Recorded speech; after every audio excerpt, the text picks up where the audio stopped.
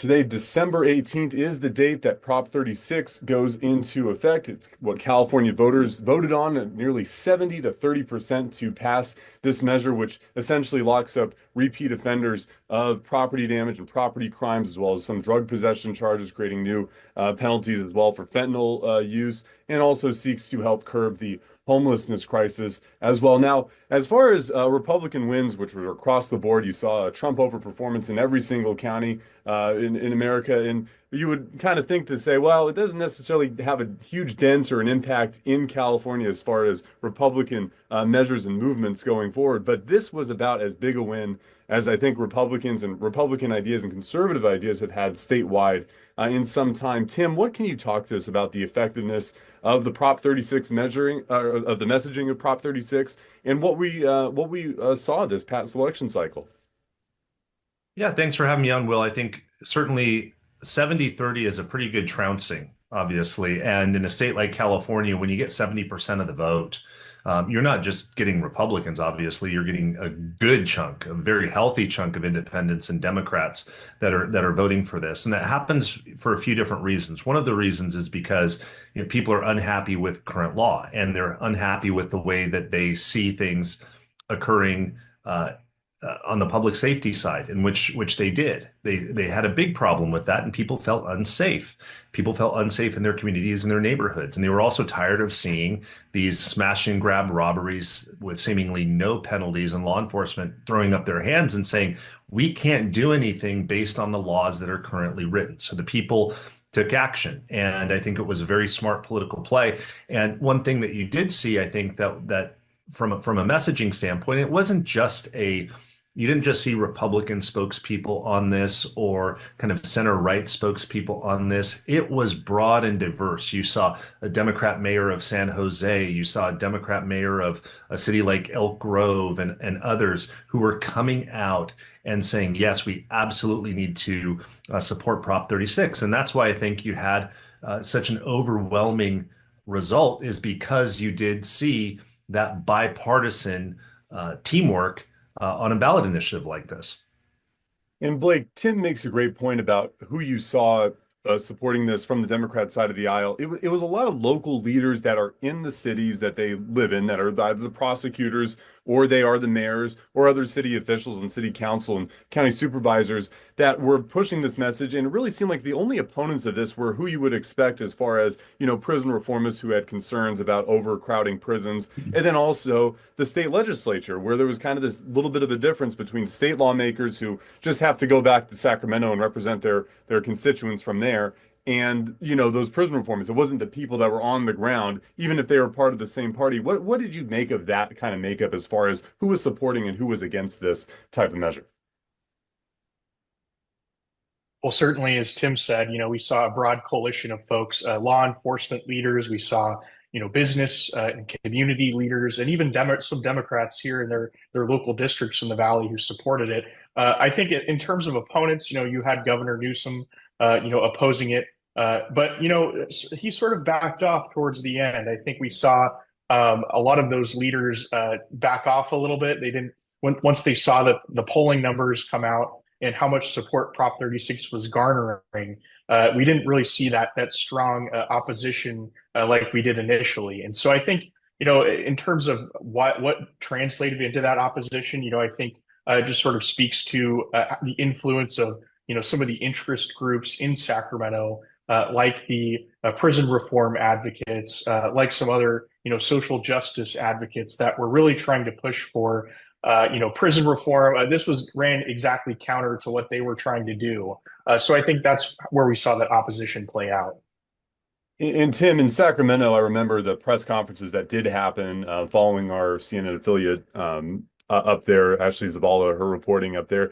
All those press conferences that they had were not involving the governor. They had state lawmakers, but it wasn't the governor. Any soundbite that we really heard from the governor's office was either a press conference, I think one or two, that were specifically there to pass those crime bills that were also in the state legislature that he did pass or he did sign into law. And then also just responses at other random press conference that he would go to from media questioning. It wasn't like he had a drawn out campaign. And the point I remember you making earlier this year, Tim, I think was about Prop 1, how that barely passed.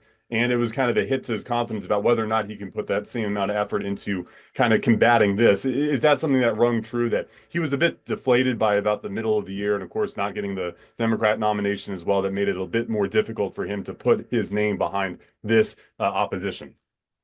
Well, there's not a more unpopular politician in California right now than Governor Gavin Newsom. He probably has the lowest marks, even lower than somebody like President Joe Biden and others. And we've seen that consistently for probably the past 6 or 7 months. And so it's no surprise to me that you didn't see the campaign, as Blake was saying, the no campaign certainly did not want to put Governor Newsom out there as their feature. They knew that was kind of going to be their worst argument that they could make, and they had a very challenging campaign in and of itself. So they had to put other lawmakers out there, and you saw those other lawmakers in their own campaigns. They were not sitting there touting, oh, the Gavin Newsom, policy mantle of things that they wanted to get behind. So anything that Governor Newsom has touched recently in terms of the electorate in general, issues that he needed necessarily passed, they have not been overly successful. So it isn't surprising at all. And given kind of what we've seen here over the last few weeks of Governor Newsom taking kind of this red county tour, that's kind of very awkward and weird, throughout California. I imagine that he has kind of moved on to other things. Yeah, he's putting in those efforts, talking about the job opportunities that are across the state. The criticism, of course, of that movement has been that he really hasn't had those roundtable conversations. It's been very similar. It's been a very robotic format of, let me talk with a bunch of job leaders in the community, more at you than having a legitimate conversation, and then go do your press conference after. And he's had that similar format throughout the summer too, which is where you get the questions like this about this particular thing asked to him as well. I think one of the things, refocusing it from, I think, the political football a bit, and as much as we love the people that watch this show over my right shoulder, the stories that made a difference in our community, I know, were when we were talking with small businesses. We went to a number of small businesses that have been impacted by crime over the last year, break-ins and the whatnot. Not even necessarily robberies, just people having their windows smashed in our downtown areas and some of our other shopping areas. And that's what garnered the more interest in this initiative. We went to a couple of signings of this Prop 36, at the time overturned Prop 47, which was the old piece of legislation that they were trying to get rid of. And we saw just the way the local community reacted, and it was really on the ground kind of a movement. What does that say, Blake, about maybe the future of other things that people want to get done through California? It doesn't necessarily have to be more considered conservative or related to lawmaking measures. But what does it say about people maybe being so dissatisfied by what they're seeing in Sacramento by a lack of inaction on important issues that they're willing to take it to the streets and literally get things signed that they may have an interest in? What did you make of this as a public display of dissatisfaction with the status quo? Well, I think it just speaks to, it's not Republican or Democrat. I think it's just a desire for common sense. We saw how really this is a landmark shift from 10 years ago when Prop 47 was passed. Raising the misdemeanor for the theft of $950 or less to a felony now. That's going to be transformative for small businesses, and especially here around the holidays when this is a time where those businesses really make their living. They're selling items at jewelry shops or other specialty shops. That $950 can make or break rent for a month. It can make or break payroll. So that's going to be a transformative tool for law enforcement officials, district attorneys to be able to implement and sort of enforce new rules. And again, I think we're going to see that evolving in the next decade. I think moving forward, where Californians have sort of come to this realization that maybe the legislature is not an avenue that they want to necessarily pursue for policy changes, but simply taking it straight to the ballot through the initiative process, like we have here in California, that might be a solution for folks moving forward. Yeah, Tim, I remember last year when I was doing a number of holiday stories too, a number of the things that we were talking about with small businesses was not only about the rising costs that people have seen with inflation, but really was the protection of their product that they were selling. We went into a number of antique shops in the downtown area that have the leave bags at the front, logo on it, or the sign that you see when you walk into the store, because there's a huge concern about when you are walking in with these bags that they're going to take products and smash and grab and do whatnot. Tim, what do you think that this means? I guess the same question that I had to Blake about what this means, I mean, going forward, as far as seeing a number of ballot initiatives on the ground, as opposed to what you can expect through your local representative, your local assembly person, and senator through legislation. Well, we've always had, I mean, at least since Hiram Johnson, former governor, instituted kind of the reform or the ballot measure kind of process back in the early 20th century. We've had these instances in California where the people were dissatisfied. They were dissatisfied at something that was happening in Sacramento, and so they went to the direct democracy ballot initiative process. We've seen it on such landmark things as Proposition 13, right? In order to protect property taxes and make sure that we didn't have these sky high, increases in property taxes. And the people were upset. They spoke out. And in the late 70s, we passed that landmark, ballot measure. This is another one of those kind of landmark, Prop 36. We had a few years ago one of the first states to really legalize recreational marijuana, whatever it is after several tries, whatever you think about that, in terms of an issue. California voters decided that was the direction that they wanted to go in. So, you have a history of California voters kind of being okay with dealing with these big issues on their own, and whether they get put on the ballot by the state legislature, as it did with Proposition 1 a couple years ago in terms of codifying abortion rights in California, or it's where it was a direct signature, like in Prop 36 here with this initiative that you're talking about, where we are dealing with public safety. I think it's something that Californians have become very accustomed to, and I would expect them to kind of deal the same way with other big issues that we see in the future.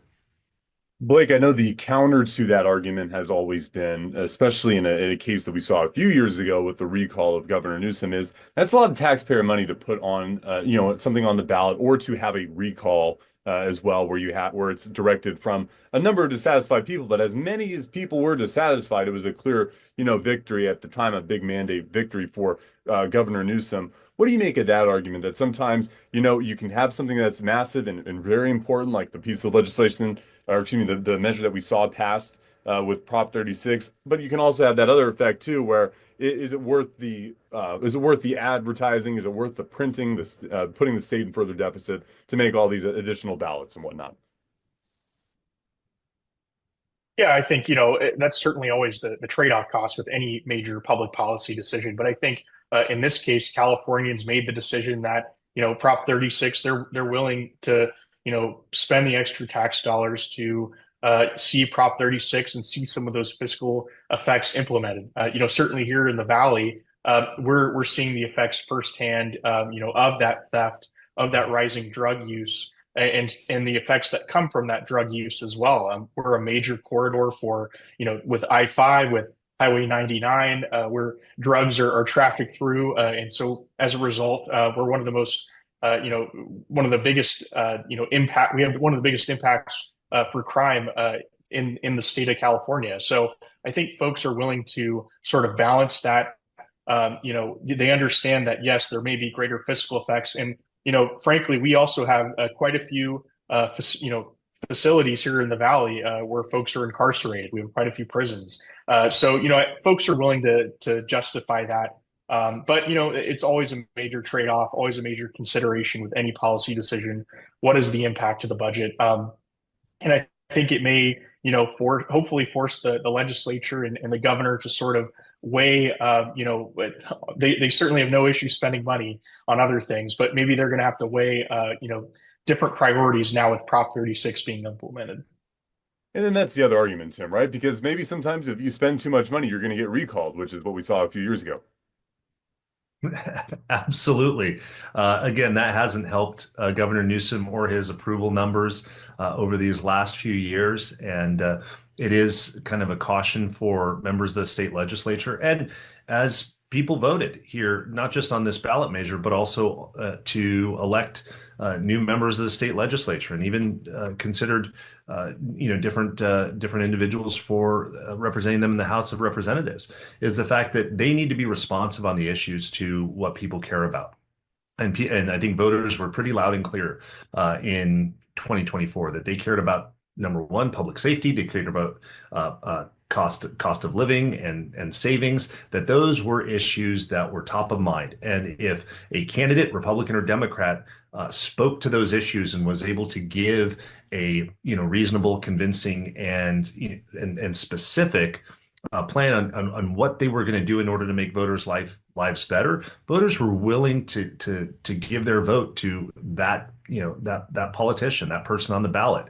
And I think that we're going to continue to see, I think, over the next few years, especially with all the problems that California has and faces, and the pain that people are feeling, those types of holding elected officials accountable to either getting those things done, or with those individuals who are saying, yes, I've got some specific plans in order to make those changes. And I think the voters are really going to key off of substance as we proceed into 2026 and 2028.